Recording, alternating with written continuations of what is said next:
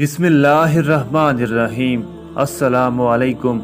मोहतरम नाजरीन, एक औरत का हज़रत अली रज़ी अल्लाह ताला अन्हु से सवाल। इल्म के समंदर शेर खुदा हज़रत अली रज़ी अल्लाह ताला अन्हु ने क्या खूबसूरत जवाब देकर उस औरत की रहनुमाई फरमाई। जानिए हमारी आज की इस वीडियो में। तफसील जानने के लिए वीडियो को मुकम्मल ज़रूर देखिएगा। एक औरत हज़रत अली रज़ी अल्लाह ताला अन्हु की खिदमत में हाजिर हुई और आकर कहने लगी, अय अली, आप शेर खुदा हैं। रसूलुल्लाह सल्लल्लाहु अलैहि वसल्लम ने आपको इल्म का दरवाज़ा करार दिया है। मैं आज आपकी खिदमत में एक सवाल लेकर आई हूँ, आप मुझे उसका जवाब दीजिए, क्योंकि मुझे इस सवाल का जवाब बड़ी शिद्दत से दरकार है। हज़रत अली रज़ी अल्लाह तआला अन्हु ने फरमाया, अय औरत, वाक़ियतन मुझे अल्लाह के रसूल ने ये बात कही है कि मैं इल्म का दरवाज़ा हूँ। आप पूछें तुम क्या पूछना चाहती हो, मैं तुम्हें उसका जवाब दूँ ताकि तुम्हारी जिंदगी आसान हो सके। अब वो औरत आप रज़ी अल्लाह तआला अन्हु से कहती है, अय अली, मैं एक शख्स से बड़ी मोहब्बत करती हूँ और वो शख्स मुझसे मोहब्बत करता है।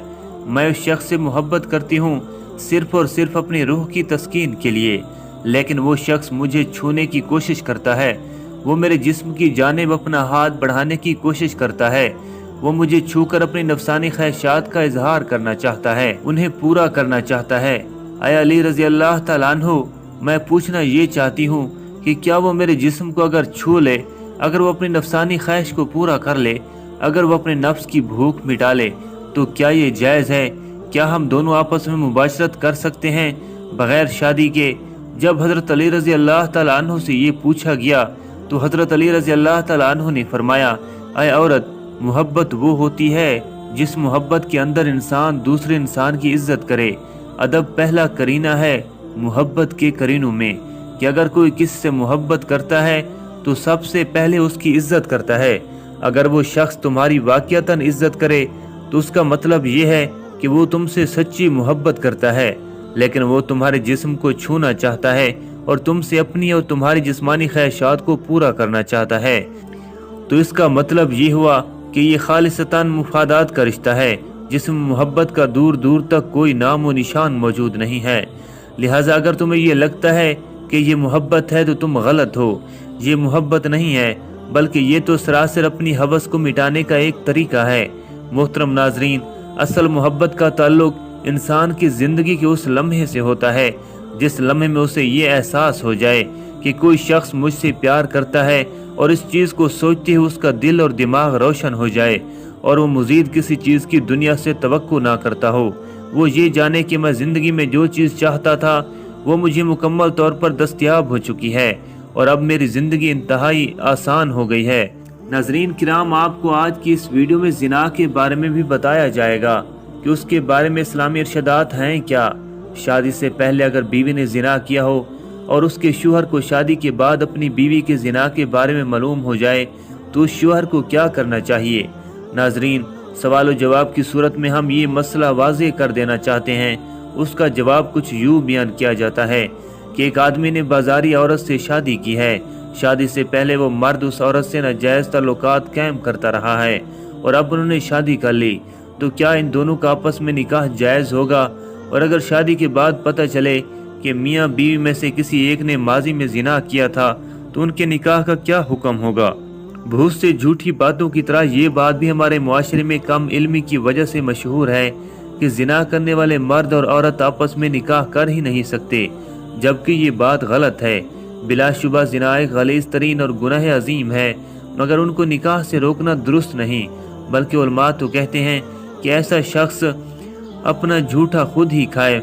मतलब अगर किसी से ये जुर्म हो जाता है तो उनको आपस में निकाह करना चाहिए ताकि उनके मामलात आपस में ही रहें और उनका निकाह बिल्कुल जायज़ है, मगर एक शर्त यह है कि वो निकाह से पहले सच्चे दिल से तौबा कर लें। तफसील कुछ इस तरह से है, जानिया औरत या जानी मर्द का निकाह उस वक्त तक सही नहीं जब तक वो तौबा ना कर ले, और अगर औरत या मर्द तौबा नहीं करते तो उनका निकाह सही नहीं होगा। ये इशारा निकाह की तरफ है, यानी ये जानते हुए कि फ़िलहाल औरत बदकार और गैर ताइब है, उससे निकाह मोमिन मर्दों के लिए हराम है। इसी तरह अपनी पाक दामन बेटी को किसी बदकार शख्स के निकाह में देना जो ताइब ना हो, मोमिनों के लिए हराम है।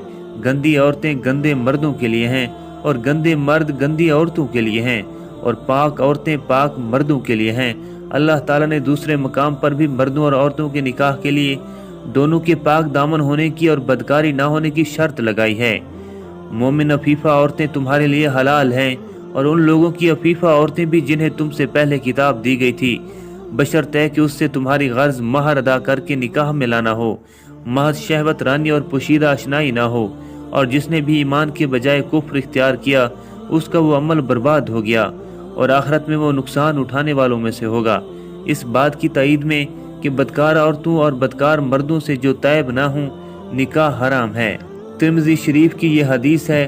حضرت عبداللہ بن عمرو بن عاص رضی اللہ تعالیٰ عنہ کہتے ہیں کہ مرثد بن مرثد نامی صحابی وہ ایسے شخص تھے جو مسلمان قیدیوں کو مکہ سے نکال کر مدینہ کے شہر آیا کرتے تھے، اور مکہ میں اناک نامی ایک زانیہ بدکار عورت تھی۔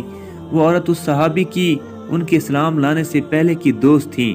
انہوں نے مکہ کے قیدیوں میں سے ایک شخص سے وعدہ کر رکھا تھا کہ وہ اسے قید سے نکال کر لے جائیں گے۔ کہتے ہیں کہ میں اسے قید سے نکال کر مدینہ لے جانے کے لیے آ گیا۔ میں ایک چاندنی رات میں مکہ کی دیواروں میں سے ایک دیوار کے سایہ میں جا کر کھڑا ہوا ہی تھا کہ اناک آ گئی۔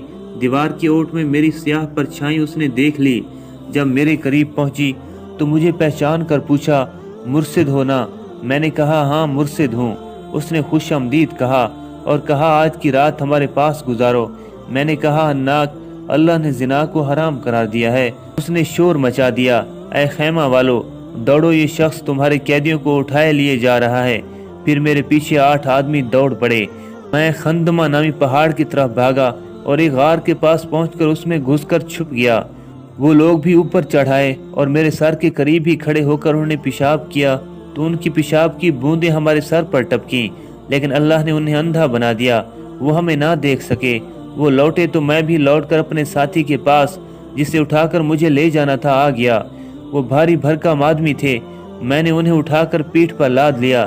اذخر کی جھاڑیوں میں پہنچ کر میں نے ان کی پیڑیاں توڑ ڈالیں اور پھر اٹھا کر چل پڑا۔ کبھی کبھی اس نے بھی میری مدد کی، وہ بھی بیڑیاں اٹھا کر چلتا۔ اس طرح ہم مدینہ میں آ گئے۔